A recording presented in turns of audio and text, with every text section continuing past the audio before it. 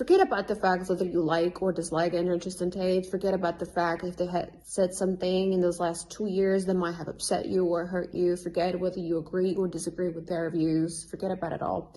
And now try and see it from a different perspective. Imagine if that was you. Imagine or it was your son, your brother, your father, or your close friend, whoever. Imagine if that was not them in this situation. How outraged would you be if this happened to them? How outraged would you be if your son got taken to jail while they have no evidence against him, and he got now 2 months to be sitting in a jail? Because that's what's happening right now. They've been sitting there for 30 days in the jail with no evidence, and they extended it for another 30 days. So imagine how outraged and mad would you be if this happened to your son or your brother.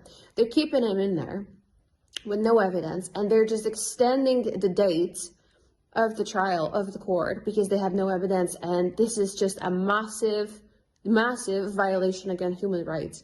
Imagine how mad and how outraged would you and your friend and your entire family be if to see this injustice. Now, forget about the fact that it's Andrew and Tristan Tate.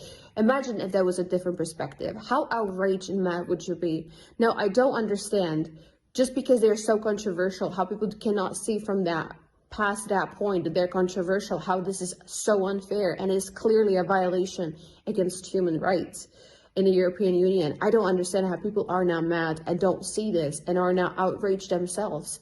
If this happens to them, I am worried this can happen to anyone at this point.